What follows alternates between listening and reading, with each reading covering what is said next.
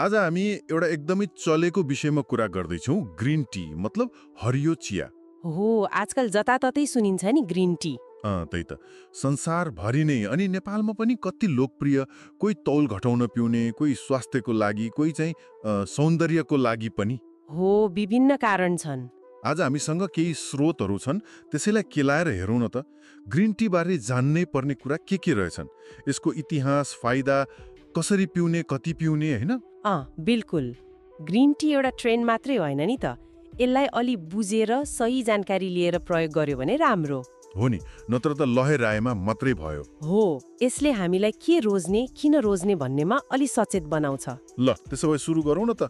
यसको कथा कहाँबाट सुरु हुन्छ? चीनबाट हो? यसको इतिहास त निकै पुरानो छ। हजारौं वर्ष अघि चीनमा एउटा कथा छ नि, सम्राटको तातो पानीको कचौरामा संयोगले चियाको पात खसेको। ए हो र, रमाइलो कथा रहेछ। सुरुमा त यसलाई औषधि जस्तो अनि सांस्कृतिक कार्यमा प्रयोग गर्थे रे।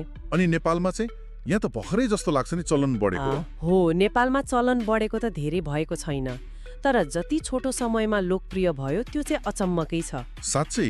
अब यहाँनिर अलि चाखलाग्दो कुरा, यो बन्छ कसरी? अरू चिया भन्दा के फरक छ? त्यो महत्त्वपूर्ण छ। यसको प्रशोधन तरिका नै फरक छ। चियाको पात टिप्ने बित्तिकै त्यसलाई कि त वाफले कि हल्का तातो बनाएर सुकाइन्छ।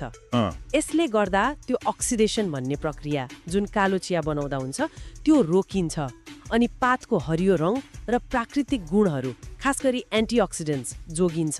भनेपछि कम प्रशोधन हुने भयो। हो, अरू चिया भन्दा कम प्रशोधन हुन्छ, यही नै यसको विशेषता हो। त्यसैले फाइदा बढी छ भन्छन्। अब त्यही फाइदाकै कुरा गरौँ न त, के पाइन्छ यसमा खास? यसमा मुख्य कुरा त एन्टिअक्सिडेन्ट्सहरू हुन्। त्यसमा पनि क्याटेचिन भन्ने ग्रुपको, खास गरी इजिसिजी, एपिग्लुक्याटेकिन डास3 ग्यालेट। त्यो अलि गाह्रो नाम रहेछ। हो, अलि अप्ठ्यारो छ, तर एकदम शक्तिशाली एन्टिअक्सिडेन्ट हो। अनि थोरै क्याफिन पनि हुन्छ। एल-थियानिन भन्ने एमिनो एसिड पनि। एल-थियानिन त्यसले के गर्छ? त्यसले चाहिँ दिमागलाई अलि शान्त, रिल्याक्स तर एकाग्र बनाउन मद्दत गर्छ भनिन्छ। अनि भिटामिन सी र अरू खनिज पनि थोरै मात्रामा हुन्छन्। ओहो, धेरै कुरा रहेछन्। अनि फाइदाहरू नै? स्रोतहरूले के भन्छन्? मेटाबोलिजम बढाउने कुरा त खुब सुनिन्छ। हो, त्यो एउटा प्रमुख फाइदा मानिन्छ।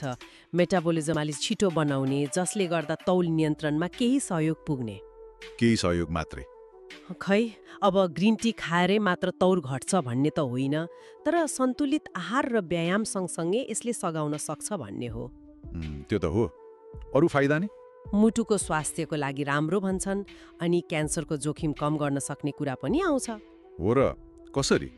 ती एन्टिअक्सिडेन्टहरूले नै हो। तिनीहरूले शरीरका कोशिकालाई क्षति हुनबाट बचाउँछन्, रक्तनली सुन्निन कम गर्छन्, रक्त सञ्चार राम्रो बनाउँछन्, अनि नराम्रो कोलेस्ट्रोल घटाउन पनि मद्दत गर्छन्। हार्वर्ड मेडिकल स्कुलले पनि त दिनको 2-3 कपले मुटु रोगको जोखिम कम गर्छ, दिमागको काम पनि राम्रो बनाउँछ भनेको छ नि, है? हो, त्यस्ता अध्ययनहरू छन्। त्यो इजिसिजीले क्यान्सर कोशिका बढ्न नदिने, छालालाई स्वस्थ राख्ने कुरा पनि स्रोतहरूमा उल्लेख छ। समग्रमा रोग लाग्नबाट बचाउने, प्रिभेन्टिभ हेल्थमा यसको भूमिका हुन सक्छ। बुझ्यो। अब अलि व्यावहारिक कुरा गरौँ। कति पिउने त दिनमा? जति पिए पनि हुन्छ? त्यस्तो होइन। सामान्यतया दिनको 2 देखि 3 कप, मतलब 240 देखि 720 ml जति ठिक मानिन्छ। तर यसमा क्याफिन हुन्छ भन्नुभयो नि? हो, प्रति कप 20 देखि 45 मिलिग्राम जति क्याफिन हुन्छ। यो कफी भन्दा कम हो, तर पनि ख्याल गर्नुपर्छ। कसले ख्याल गर्ने? खास गरी जसलाई क्याफिनले छिटै असर गर्छ, निन्द्रा नलाग्ने, छटपटी हुने हुन्छ नि उहाँहरूले। अनि धेरै पिउँदा, जस्तै दिनमा 5 कप भन्दा बढी भयो भने चाहिँ अनिद्रा, चिन्ता, पेट गडबड, मुटुको चाल बढ्ने जस्ता समस्या हुन सक्छन्।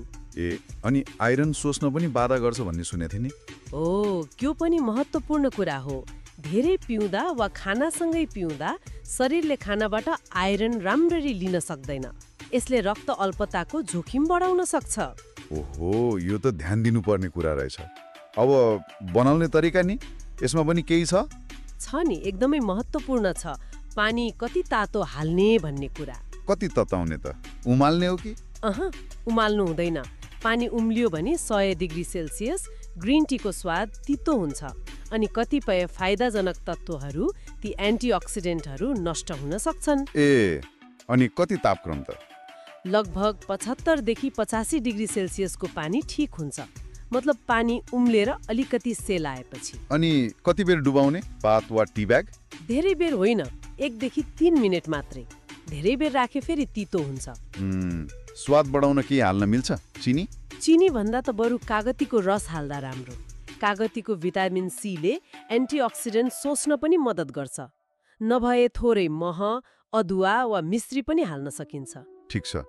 अब पिउने सही समय नि जति बेला पिए पनि भयो? खै समयले पनि फरक पार्छ भन्छन्। जस्तै बिहान खाना खाएपछि पिउँदा मेटाबोलिजम सक्रिय पार्ने, दिनभरि ऊर्जा दिने। अनि दिउँसो? दिउँसो 2-3 बजेतिर पिउँदा त्यो दिउँसोको आलस्य कम गर्ने, एकाग्रता बढाउने। व्यायाम अघि पिउने कुरा पनि सुनिन्छ नि। व्यायाम गर्नुभन्दा करिब 30-45 मिनट अघि पिउँदा फ्याट बर्न मतलब बोसो खपत अलि बढी हुन्छ कि भन्ने छ। तर खाली पेटमा चाहिँ नपिउने है? हो, खाली पेटमा नपिउनु नै राम्रो। यसले पेटमा एसिडिटी बढाउन सक्छ, ग्यास्ट्रिक हुनेलाई झन गाह्रो पार्न सक्छ। अनि बेलुका 6 बजेपछि पनि कमै पिउनु वा नपिउनु नै बेस। क्याफिनले निन्द्रा बिगार्न सक्छ। निद्राको कुरा पनि आयो। अनि चिया छान्दा नि कस्तो किन्ने? सकभर अर्ग्यानिक र प्याकेटको धुलो भन्दा खुला पात भएको राम्रो मानिन्छ। राम्रो खालको ग्रिन टी पानीमा भिजाएपछि पातहरू फैलिएर हरियो देखिनुपर्छ। राख्ने कसरी? हावा नछिर्ने भाँडोमा उज्यालो र ओसिलो ठाउँबाट टाढा राख्नुपर्छ। अनि केही सावधानी अपनाउनु पर्ने अरू कुरा? औषधि खाइरहेकाहरूले? एकदमै। यदि कोही उच्च रक्तचाप, रगत पातलो गर्ने जस्ता औषधि लिइरहनु भएको छ वा गर्भवती हुनुहुन्छ भने ग्रिन टी नियमित पिउनु अघि डाक्टरसँग सल्लाह लिनु एकदमै जरुरी छ। अनि त्यो खाना खाने बित्तिकै नपिउने कुरा पनि फेरि सम्झाउनु पर्यो। हो, आइरन अवशोषणमा बाधा नपुगोस् भनेर खाना खाएको कम्तीमा आधा घण्टा 1 घण्टा पछि पिउनु राम्रो। ल, त्यसो भए यी सबै कुरा सुन्दा के बुझियो त? ग्रिन टी फाइदाजनक त रहेछ, तर मात्रा, बनाउने तरिका, पिउने समय अनि व्यक्तिको आफ्नै स्वास्थ्य अवस्था यी सबै कुराले अर्थ राख्छ। हो, हचुवाप भरमा जति पिए पनि जसरी पिए पनि फाइदै हुन्छ भन्ने चाहिँ होइन रहेछ। बिल्कुल, सन्तुलित रूपमा सही तरिकाले लियो भने स्वास्थ्यलाई राम्रै गर्ला, तर चमत्कार नै चाहिँ गर्दैन। सही हो। अन्त्यमा एउटा कुरा सोचौँ न, ग्रिन टी यति लोकप्रिय हुनु भनेको केवल फ्यासन मात्रै हो त?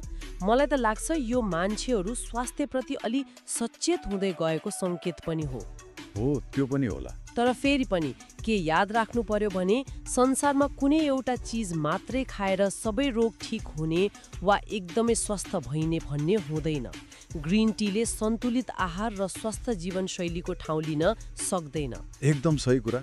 अब महत्त्वपूर्ण प्रश्न के हो भने यदि पिउने नै हो भने यसलाई आफ्नो दैनिक जीवनमा एउटा स्वस्थकर बानीको रूपमा कसरी समावेश गर्ने त?